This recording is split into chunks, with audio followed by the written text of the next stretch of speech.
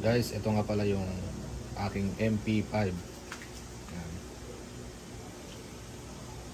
Yan. Kita nyo naman, ganda niya. High-end nga pala to guys. So ito, nylon body. Tapos metal gears na rin siya. Yan. Ang astig nito, napakabigat. Bigat oh. Tapos itong muzzle niya is pwede nating tanggalin. Yan. Tanggalin natin yung muzzle. Yan. So pwede nyo yung palitan according sa gusto ninyo. Pwede nyo siyang palitan, pwede nyo palitan ng mahaba, pwede nyo palitan ng maikli, pwede nyo rin lagyan ng tracer. Yung tracer na kapag binabaril mo is umiilaw siya. Pag lumalabas yung bala niya dito is umiilaw din yung ano niya, itong yung tracer niya. Yan. Yan naman, napakabigat yan. So itong ano na to, MP5 na to, kung gusto niyo ng maraming bala, hindi ko mai-recommend sa inyo to kasi napakaliit niya ng magazine.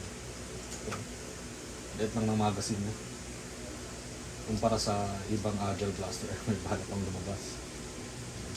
So ito, ano na rin to, tawag dito, upgradable na rin to since this is high-end, as well as metal gears na rin siya, metal gear piston niya.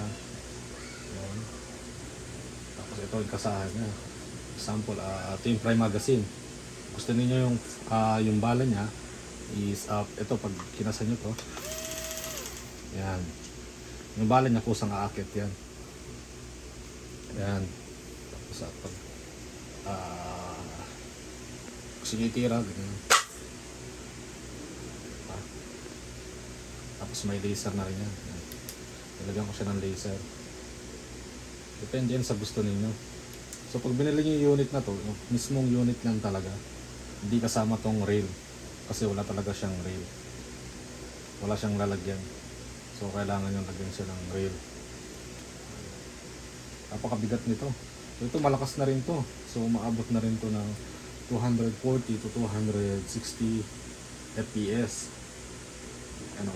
Tapos may blowback, malakas yung blowback nito guys.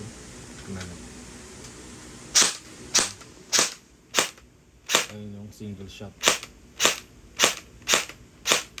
So auto natin.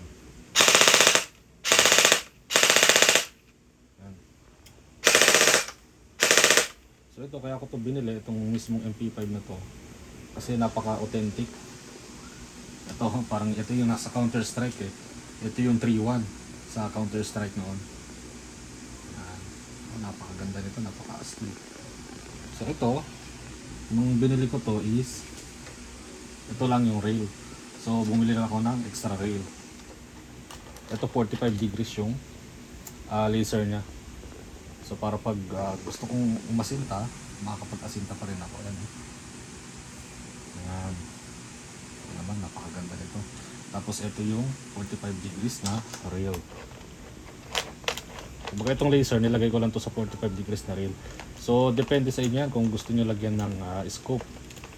Pero ito, may in-order pa ako na scope sa Lazada, so hindi pa siya dumadating. So yung in-order ko is mataas siya, mataas yung scope na yun.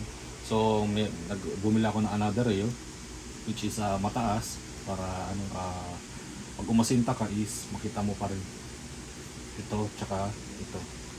So mataas yung binili ko. Tapos yung scope niya, so pag bumili ako ng rail na isa pa is mas tataas yung yung scope kapag nilagay mo. Ang ganda yan, no? Kita nyo naman. Napakalakas ng blowback niya. Yan na natin. Ano? Nanginginig talaga eh. Ayan. Ayan, sarado natin para safe. Yan, yung prime magazine niya. Ayan. So ito pag electric kasi ito eh, pag kapag binira mo to is kusang aangat yung bala pataas. Hindi katulad sa mga low end na mga gel blaster, wala siyang tawag dito, wala siyang tawag dito, wala siyang prime magazine.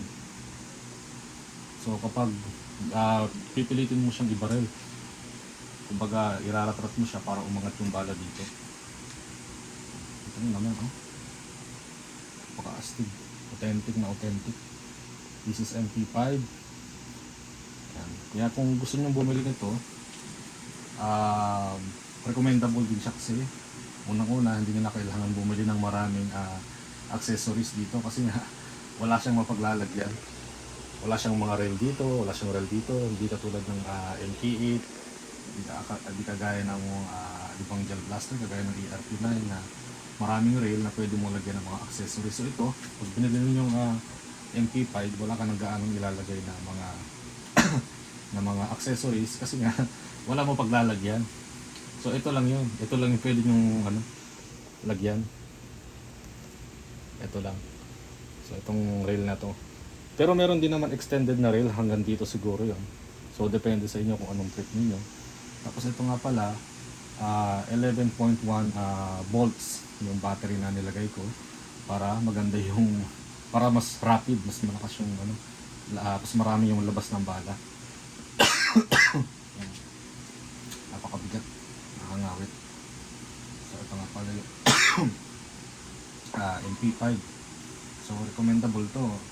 Kasi kung mismong binili mo itong unit, itong unit nga pala, ang range nito nasa 5,500 to 6,000. So ito, nabili ko siya ng 6,000 pesos.